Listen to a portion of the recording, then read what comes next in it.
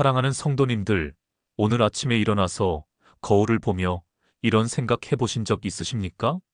나는 정말 하나님을 위해 무엇을 드리고 있을까? 내 인생에서 하나님께 진정으로 헌신하고 있는 것이 무엇일까? 혹시 그저 습관적으로 교회에 나가고 형식적으로 예배드리고 의무적으로 11조 내는 것은 아닐까 하는 마음 말입니다. 믿음의 가족들, 정말 그렇지 않습니까? 우리는 살면서 수많은 것들에 헌신합니다. 자녀들의 교육을 위해 밤늦게까지 일하고 가족의 행복을 위해 온갖 수고를 마다하지 않습니다. 건강을 위해서는 비싼 건강식품도 사고 운동도 열심히 하죠.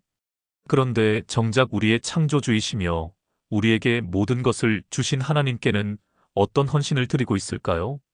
오늘 이 시간 여러분과 함께 하나님께서 반드시 축복하시는 헌신의 태도에 대해 말씀드리려고 합니다. 성경을 통해 살펴보면 하나님께서는 우리의 헌신을 받으실 때 단순히 양적인 것보다 질적인 것을, 형식보다는 마음을 보신다는 것을 알 수 있습니다. 오늘 네 가지 핵심적인 헌신의 태도를 통해 우리 모두가 하나님의 축복을 받는 삶을 살아갈 수 있기를 소망합니다. 첫 번째로 말씀드릴 것은 최선을 다하는 헌신의 태도입니다. 사랑하는 성도님들, 우리는 때때로 하나님께 남은 것, 여분의 것만 드리려는 유혹에 빠지기 쉽습니다. 시간이 남으면 기도하고, 돈이 남으면 헌금하고, 여유가 되면 봉사하려고 하는 것 말입니다. 그런데 성경은 우리에게 전혀 다른 모습을 보여줍니다.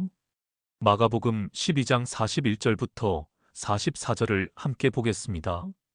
예수께서 헌금계를 대하여 앉으사 무리의 헌금계에 돈 넣는 것을 보실새 여러 부자는 많이 넣는데 한 가난한 과부는 와서 렙돈 2곳 고드란트 하나를 넣는지라. 예수께서 제자들을 불러다가 이르시되 내가 진실로 너희에게 이르노니 이 가난한 과부는 헌금계에 넣는 모든 사람보다 많이 넣었도다. 그들은 다 그 풍족한 중에서 넣었거니와 이 과부는 그 가난한 중에서 자기의 모든 생활비를 넣었느니라. 이 과부는 렙돈 2, 우리 돈으로 치면 몇백 원 정도밖에 되지 않는 아주 적은 돈을 넣었습니다. 그런데 예수님께서는 이 과부가 가장 많이 넣었다고 말씀하셨습니다. 왜 그럴까요? 부자들은 자신들의 풍족한 중에서, 즉 여유 있는 것 중에서 일부를 떼어냈지만 이 과부는 자신의 모든 생활비를 드렸기 때문입니다. 믿음의 가족들, 하나님께서는 우리가 드리는 양의 많고 적음보다 우리가 어떤 마음과 자세로 드리느냐를 더 중요하게 보십니다. 2025년을 살아가는 우리에게도 이 원리는 동일하게 적용됩니다. 우리가 하나님께 드리는 시간, 물질, 재능, 모든 것에서 최선을 다하는 자세가 필요합니다. 예를 들어 예배 시간에 핸드폰을 보면서 대충 예배드리는 것이 아니라 온 마음을 다해 하나님께 집중하는 것입니다. 기도할 때도 형식적으로 몇 마디 하고 마는 것이 아니라 진심을 다해 하나님과 교제하는 것입니다. 봉사할 때도 마지못해 하는 것이 아니라 기쁜 마음으로 최선을 다해 섬기는 것입니다. 하나님께서는 이런 최선을 다하는 헌신의 태도를 가진 자들을 반드시 축복하십니다. 두 번째로 기쁜 마음으로 드리는 헌신의 태도에 대해 말씀드리겠습니다. 사랑하는 성도님들, 혹시 의무감 때문에, 다른 사람의 시선 때문에 억지로 헌신하고 계시지는 않습니까? 그런 헌신은 하나님께서 기뻐받지 않으시고 우리 자신에게도 기쁨이 되지 않습니다. 고린도후서 9장 7절 말씀을 보겠습니다. 각각 그 마음에 정한 대로 할 것이요 인색함으로나 억지로 하지 말지니 하나님은 즐겨내는 자를 사랑하시느니라. 하나님께서는 즐겨내는 자를 사랑하신다고 말씀하셨습니다. 여기서 즐겨낸다는 것은 기쁜 마음으로, 자원하는 마음으로 드린다는 뜻입니다. 구약시대 성막을 지을 때의 이스라엘 백성들의 모습을 보면 이를 잘 알 수 있습니다. 출애굽기 35장 21절에서 22절을 보면 무릇 마음이 감동된 자와 무릇 자원하는 자가 와서 회막을 짓기 위하여 여호와께 예물을 가져왔다고 기록되어 있습니다. 그들은 강요받아서가 아니라 마음이 감동되어서 자원하는 마음으로 하나님께 드렸습니다. 그 결과 어떻게 되었습니까? 성막 건축에 필요한 재료들이 너무 많이 모여서 모세가 더 이상 가져오지 말라고 공포해야 할 정도였습니다. 믿음의 가족들, 이것이 바로 기쁜 마음으로 드리는 헌신의 능력입니다. 우리가 기쁜 마음으로 드릴 때 하나님께서는 우리의 헌신을 통해 놀라운 일들을 행하십니다. 현실적으로 생각해 보십시오. 자녀가 억지로 어머니께 선물을 드리는 것과 기쁜 마음으로 정성껏 준비해서 드리는 것 중에 어느 것이 어머니의 마음을 더 기쁘게 할까요? 당연히 후자입니다. 하나님께서도 마찬가지입니다. 우리가 기쁜 마음으로, 감사하는 마음으로 드릴 때 하나님께서 기뻐 받으시고 축복해 주십니다. 그러므로 앞으로 우리가 하나님께 드리는 모든 헌신에서 이런 질문을 해보시기 바랍니다. 나는 지금 기쁜 마음으로 드리고 있는가? 감사하는 마음으로 드리고 있는가? 만약 그렇지 않다면 잠시 멈추고 하나님의 은혜를 다시 한번 생각해 보시기 바랍니다. 하나님께서 우리에게 주신 구원의 은혜, 날마다 베풀어 주시는 사랑을 생각할 때 우리의 헌신은 당연히 기쁨과 감사가 될 것입니다. 세 번째로 지속적인 헌신의 태도에 대해 말씀드리겠습니다. 사랑하는 성도님들, 우리는 때때로 한 번의 큰 헌신으로 모든 것이 해결될 것이라고 생각하기 쉽습니다. 큰 헌금을 한 번 드리거나 특별한 봉사를 한 번 하면 하나님께서 인정해 주실 것이라고 생각하는 것입니다. 물론 그런 헌신도 의미가 있습니다. 하지만 하나님께서 더욱 기뻐하시는 것은 날마다 꾸준히 이어지는 지속적인 헌신입니다. 로마서 12장 1절 말씀을 함께 보겠습니다. 그러므로 형제들아 내가 하나님의 모든 자비하심으로 너희를 권하노니 너희 몸을 하나님이 기뻐하시는 거룩한 산 제사로 드리라. 이는 너희가 드릴 영적 예배니라. 여기서 중요한 것은 산 제사라는 표현입니다. 구약시대의 제사는 한 번 드리면 끝이었지만 신약시대 우리가 드리는 제사는 살아있는 제사입니다. 즉 매일매일 계속해서 드려야 하는 제사라는 뜻입니다. 다니엘의 삶을 보면 이를 잘 알 수 있습니다. 다니엘서 6장 10절을 보면 다니엘이 이 조서에 왕의 도장이 찍힌 것을 알고도 자기 집에 돌아가서는 윗방에 올라가 예루살렘으로 향한 창문을 열고 전에 하던 대로 하루 3번씩 무릎을 꿇고 기도하며 그의 하나님께 감사했다고 기록되어 있습니다. 전에 하던 대로 하루 3번씩이라는 표현이 중요합니다. 다니엘은 어떤 어려운 상황에서도 심지어 목숨이 위험한 상황에서도 하나님께 대한 헌신을 멈추지 않았습니다. 그것도 하루 이틀이 아니라 평생에 걸쳐서 지속적으로 말입니다. 믿음의 가족들, 우리 주변에서도 이런 지속적인 헌신의 아름다운 모습들을 볼 수 있습니다. 어떤 권사님은 30년 동안 새벽 기도회에 빠지지 않고 나오셨습니다. 어떤 집사님은 20년 넘게 매주 교회 청소를 맡아서 하고 계십니다. 어떤 성도님은 10년 동안 꾸준히 양로원을 방문해서 어르신들을 섬기고 계십니다. 이런 지속적인 헌신이야말로 하나님께서 가장 기뻐하시는 헌신입니다. 우리도 이런 지속적인 헌신의 삶을 살아가야 합니다. 매일 드리는 기도, 매주 드리는 예배, 꾸준히 읽는 성경 말씀, 계속해서 실천하는 사랑의 섬김 등이 모두 지속적인 헌신에 해당됩니다. 이런 헌신은 당장 눈에 띄지 않을 수도 있고 다른 사람들이 알아주지 않을 수도 있습니다.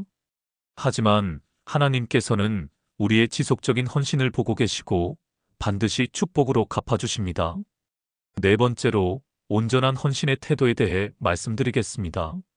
사랑하는 성도님들, 우리는 때때로 부분적인 헌신으로 만족하려고 합니다. 삶의 일부분은 하나님께 드리되 나머지는 내가 주관하려고 하는 것입니다. 하지만 하나님께서 우리에게 원하시는 것은 부분적인 헌신이 아니라 온전한 헌신입니다. 사무엘상 15장 22절 말씀을 보겠습니다. 사무엘이 이르되 여호와께서 번제와 다른 제사를 그의 목소리를 청종하는 것을 좋아하심같이 좋아하시겠나이까. 순종이 제사보다 낫고 듣는 것이 수장의 기름보다 나으니. 하나님께서는 사울 왕에게 아말렉을 진멸하라고 명령하셨습니다. 그런데 사울은 좋은 것들은 남겨두고 나쁜 것들만 멸했습니다. 겉으로 보기에는 순종한 것 같지만 실제로는 부분적인 순종, 불완전한 헌신이었습니다. 그래서 하나님께서는 순종이 제사보다 낫다고 말씀하셨습니다. 아무리 많은 제사를 드려도 하나님의 뜻에 완전히 순종하지 않으면 의미가 없다는 뜻입니다. 신약에서도 마찬가지입니다. 누가복음 14장 33절에서 예수님께서는 이와 같이 너희 중에 누구든지 자기의 모든 소유를 버리지 아니하면 능히 내 제자가 되지 못하리라고 말씀하셨습니다. 여기서 모든 소유를 버린다는 것은 문자적으로 모든 재산을 다 처분하라는 뜻이 아닙니다. 우리의 모든 것을 하나님께 맡기고 하나님의 뜻을 최우선으로 하는 삶을 살라는 뜻입니다. 즉, 온전한 헌신을 하라는 말씀입니다. 믿음의 가족들, 온전한 헌신이란 우리 삶의 모든 영역에서 하나님을 인정하고 그분의 뜻을 구하는 것입니다. 직장에서도, 가정에서도, 인간관계에서도, 취미생활에서도 하나님의 뜻을 구하고 그분께 영광을 돌리는 삶을 사는 것입니다.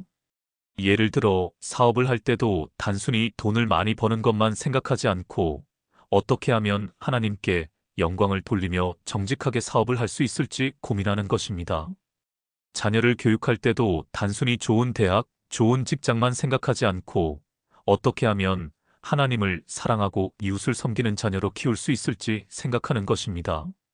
여가 시간을 보낼 때도 단순히 재미있는 것만 추구하지 않고 어떻게 하면 이 시간도 하나님께 영광이 되고 자신과 타인에게 유익이 될지 고민하는 것입니다.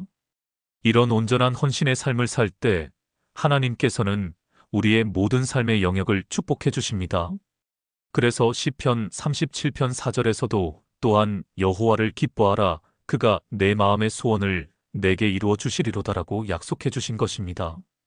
하나님을 기뻐하며 온전히 헌신하는 자에게는 마음의 소원까지도 이루어 주신다는 놀라운 약속입니다.